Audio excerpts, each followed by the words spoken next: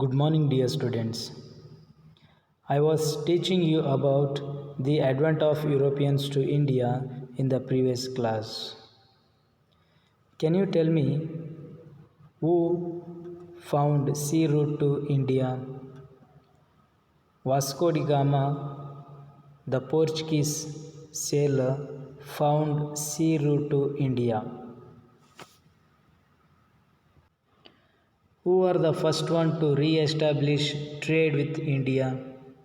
The Portuguese were the first one to re-establish trade with India. Well, dear students, in today's class, I am going to teach you about Portuguese and other European countries who came to India to do trade. Portuguese.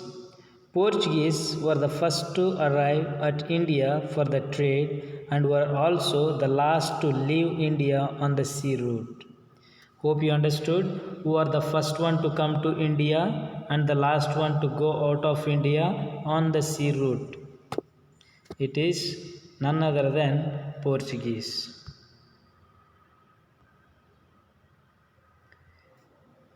After Vasco da Gama, as I told you, Vasco da Gama was the person who found sea route to India. After Vasco da Gama, Francisco de Almeida, you can see him, Francisco de Almeida arrived in India as the Viceroy of Portuguese. He implemented blue water policy. Can you see? Blue water policy. There will be a question. Name the person who implemented blue water policy. He is none other than Francisco de Almeida. In order to re-establish the supremacy over the sea instead of supremacy over land, he introduced blue water policy.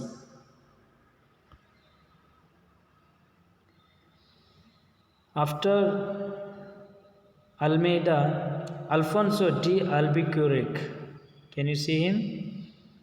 Alfonso de Albuquerque, who came after Almeida, is considered as the real founder of Portuguese Empire in India. There is a possibility asking you who is the real founder of Portuguese Empire in India. He is Alfonso de Albuquerque. He waged a battle against the Sultan of Bijapur in 1510 and won Goa. Hope you know where is Goa and Bijapur. Can you see the cursor which is blinking that indicates Goa? Beside that there is a Bijapur. Today it is called as Vijayapura.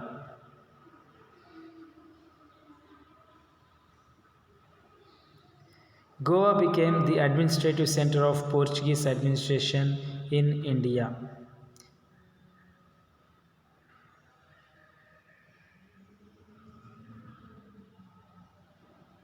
The Portuguese had absolute monopoly over trade in India for almost a century, and their power declined with the arrival of English and French in India. Who had monopoly over the trade in India during 17th century? During 17th century, the Portuguese had monopoly over the trade in India. Their power declined with the arrival of English and the French in India. Dutch. Dutch are from Holland or Netherlands. India Company in 1602 with the aim of doing business with the eastern countries and entered countries like India, Java, Sumatra, Indonesia and spices rich islands.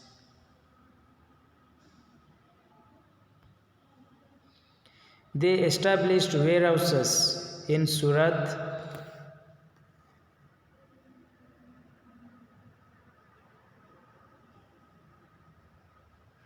Cambe, Cochin, that is Kochi, Nagapattinam,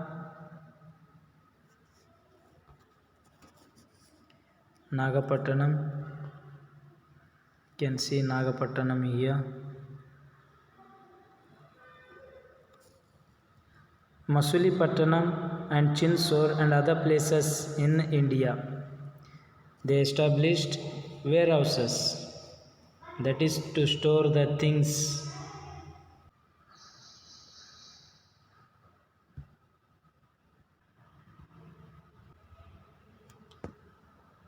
With this, they broke the monopoly of Portuguese in India.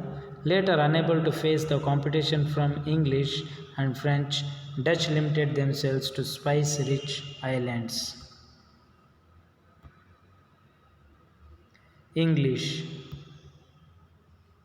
In 1600, December 31st, Queen Elizabeth, you can see Queen Elizabeth, she is here, Queen Elizabeth issued a royal charter authorizing East India Company to trade with eastern countries for 15 years.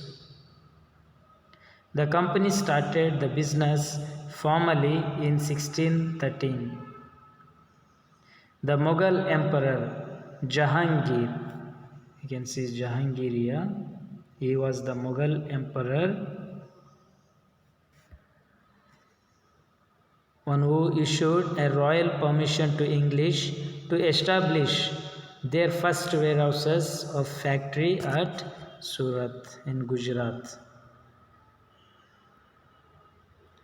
In 1617, Sir Thomas Roe arrived at the court of Jahangir as the royal ambassador from the court of James I. He sought permission from Jahangir to establish factories in other places of Mughal Empire. English established factories in Agra, Ahmedabad and Bhuj. In 1639, English took Madras from the king of Chandragiri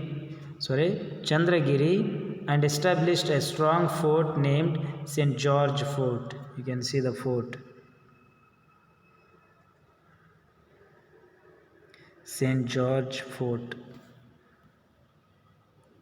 Later, Charles II, the Prince of England, gave Bombay as an annual rent of £10 a year to East India Company in 1668. Indian currency is called rupees, like that. The England's currency is known as pounds. In 1690, the English purchased 3 villages, namely Sutanathi, Kalikata and Govindapura on the banks of Hooghly River and built Fort William. They built Fort William. The city of Calcutta grew around this fort. By 17th century, the English had established Bombay, Madras and Calcutta as the centers of their presidencies. Bombay,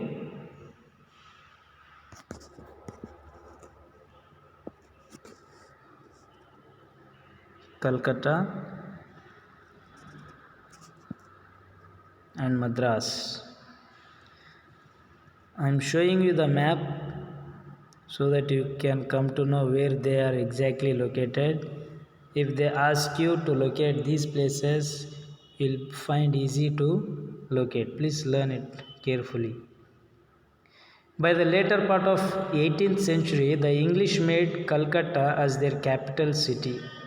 Which was the capital city of English? Calcutta. They implemented their own civil and criminal procedure codes in the areas that were under their control.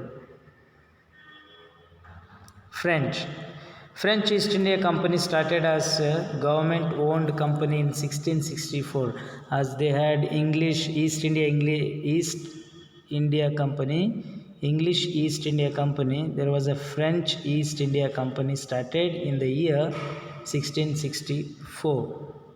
It started its first factory in Surat in the year 1668. Later, they established its factories in Machilipattanam, Chandranagara, Mahe, Karaikalu, Kosimbazar, Balasur.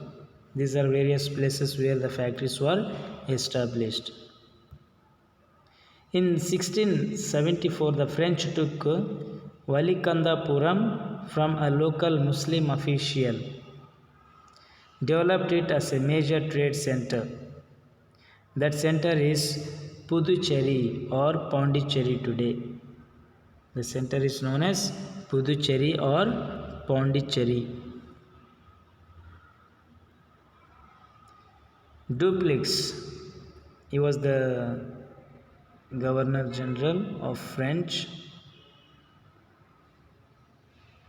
Dupleix, who arrived in Pondicherry as the Governor General of French, had the high ambitions of establishing French as the major power in South India. This ambition led to Carnatic Wars with the English. There are 3 Carnatic Wars took place in India. It will be explained soon. The competition between English and the French. It will be explained in the next class. Thank you.